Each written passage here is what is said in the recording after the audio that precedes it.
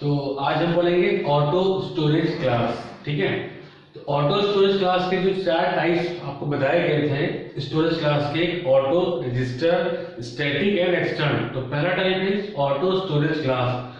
तो इसका सिंटैक्स पहले देख लेते हैं, सिंटैक्स कैसे लिखा जाता है। Syntax is very easy. Auto INT a variable है, डेटा टाइप है, और उस डेटा टाइप के आगे आप इसका स्टोरेज क्लास मेंशन कर देंगे, और वो कैसा है, ऑटो आईएनटी ए।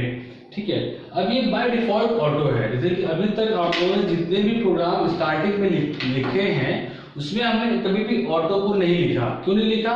क्योंकि अगर आप कुछ नहीं लिखेंगे तो वो ऑटो मान लेगा बाय डिफॉल्ट। ठीक है, यानी कि जो बाकी बचे हुए हैं आपके स्टैटिक, रजिस्टर, एक्सटर्न, वहां भी लिखना कंपलसरी है। अगर आप वहां नहीं लिखते हो तो बाय डिफॉल्ट ऑटो है।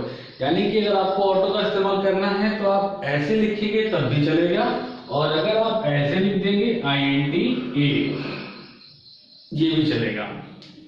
ठीक है, अब जब आप आईएनटी ए लिखते हैं जब इनिशियल में, तो एक चीज और होती है कि आप मेमोरी में स्टोर करेंगे किसी भी वैल्यू को। ठीक है, वेरिएबल में अगर आप आईएनटी ए लिखते हो और आप पूरा प्रोग्राम करते हैं और इसके बाद आप इसको प्रिंट कराते हैं, प्रिंट ए, ठीक है, परसेंटेज लगा करके, जो भी सिंटैक्स है एंड स्टैटिक। अगर आप ये मेन लिखते हैं, ठीक है, ये ब्रैकेट ओपन करते हैं और ये ब्रैकेट बंद करते हैं। अब इस केस में वैल्यू क्या है कि प्रिंट होके आएगी, आप सभी लोग बताते हैं गार्बेज वैल्यू। ठीक है, यानी कि अगर ऑटो स्टोरेज क्लास में आपने किसी भी वैल्यू को इनिशियलाइज नहीं किया है, और इसका मतलब है वो अपने आप से कोई भी वैल्यू पिक कर लेगा। ठीक है, तो मेक श्योर कि अगर आप इन सारे प्रोग्राम्स में जिसमें भी ऑटो का इस्तेमाल है, तो अगर वेरिएबल का आपको आगे इस्तेमाल करना है तो इनिशियलाइज द वैल्यू बाय 0 और any depending upon the need और योर क्वेश्चन डिमांड्स। तो अगर आप कुछ नहीं करेंगे तो बाय डिफॉल्ट गार्बेज वैल्यू ले लेगा। ठीक है, तो अब इसमें डिस्कस करते हैं कि इसका लाइफ कितनी है, इसका स्कोप कितना है। ठीक है, तो अगर इसमें पहुंच जाते हैं, जस्ट लाइक एक प्रोग्राम है यहाँ पे। ठीक है, तो ये आप इसको समझते हैं, यहाँ पे क्या लिखा हुआ है, ये क्या है आपका वाइड सम, मैंने लिखा generally void sum, void sum auto INT a मैंने वैल्यू को इनिशियलाइज कर दिया a5 plus a, this is pre increment, और पोस्ट इंक्रीमेंट आप पढ़ चुके हैं। This is pre increment, printf a, फिर अंदर मेन लिखा और मेन में इस वाले फंक्शन को कॉल किया सम सम सम। ठीक है, तो एक चीज आपको और पता है, सी में जो कंपाइलेशन होता है फ्रॉम टॉप टू बॉटम होता है, यहाँ से यहाँ कंपाइल होगा, लेकिन सबसे पहले जो रन कॉल करता है आपका मेन, आपको बताया गया है मेन पहले एग्जीक्यूट करेगा। तो हम मेन में पहुंच जाते हैं, मेन में पहुंच जाएंगे तो फिर सम में आ जाएंगे। सम, तो ये सम को कॉल करेगा, तो सम को जैसे ही ये कॉल करेगा तो we will reach at this point. जब हम इस पॉइंट पे आ जाएंगे तो ये क्या करेगा, ऑटो आईएनटी ए5, यहाँ पे पहुंचने के बाद ए वेरिएबल को एक नाम, एक मेमोरी दे देगा। ठीक है, एक नाम दे देगा, एक ए वेरिएबल, क्लियर, और इसमें वैल्यू कितनी होगी 5। लेट्स अज्यूम इसका कुछ एड्रेस भी होगा, लेट्स अज्यूम इसका एड्रेस है 1 2 3 4।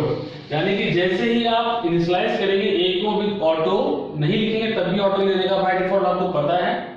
ए आ गया, वेरिएबल आ गया, इसका मेमोरी आ गई, देन प्लस प्लस ए, प्लस प्लस ए का मतलब वैल्यू को इंक्रीमेंट करेगा, और ये 5 को किससे ओवरराइट कर देगा, 6 से, और प्रिंट ए को प्रिंट कर देगा, तो आउटपुट में क्या क्या आ जाएगा 6, और वापस ये ब्रैकेट बंद हो जाएगा, तो ये वापस अपना जो ये फंक्शन एग्जीक्यूट कर जाएगा और वापस से मेन में चला आएगा।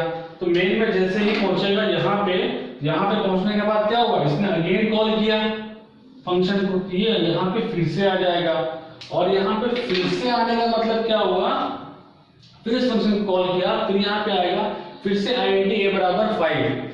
तो अब ये इस मेमोरी इसको यूज नहीं करेगा।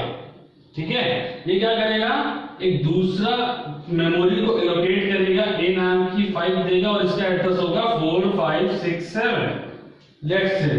ठीक है, यानी कि अब आप देखिए ए जो है, ए का लाइफ टाइम कितनी है, ए की लाइफ टाइम सिर्फ इतनी है, यानी कि जब तक आप इसमें हैं तब तक आपका ए जो आपने लाइफ है इसकी कितनी है, इतनी है। ए की लाइफ इतनी है, इतनी का मतलब जब तक आप इस फंक्शन में हैं तब तक आपकी ये मेमोरी एक्टिव है, लाइफ है इसकी। अगर आप इससे दूसरे में आ गए, वापस मेन में आ गए और फिर से इसमें कॉल किया तो ये फिर से 5 फिर से नई जगह पे एलोकेट करेगा 5 और 6 और आउटपुट देगा 6। ठीक है, ऐसे ही जब आप फिर से इसको कॉल करेंगे तो ये क्या करेगा, ये वापस से आपको एक नया मेमोरी लेगा, 5 इनिशिएट कराएगा और लेट्स से 1 3 4 5 और अब ये आउटपुट 6 देगा। ठीक है, यानी कि आउटपुट 6 6 6 ही आएगा, लेकिन जो अंदर प्रोसेसिंग चल रही होगी वो क्या करेगी, जितनी बार इसको कॉल करेगा तो एक नया मेमोरी एड्रेस देगा इसको, वहां पे ए को स्टोर करेगा।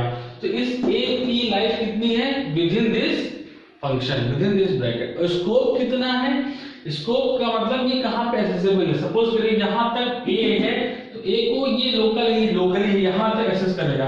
अगर आपने इसको सपोजिंग यहां पे लिख दिया प्रिंट एफ %g, ए, अब यहाँ पे लिखोगे तो रन कराओगे तो क्या आएगा, यहाँ पे ए तो क्या अनडिफाइंड है, यहाँ पे आपके सिस्टम में क्या आ जाएगा अनडिफाइंड, क्योंकि यहाँ पे ए का कोई डेफिनेशन है ही।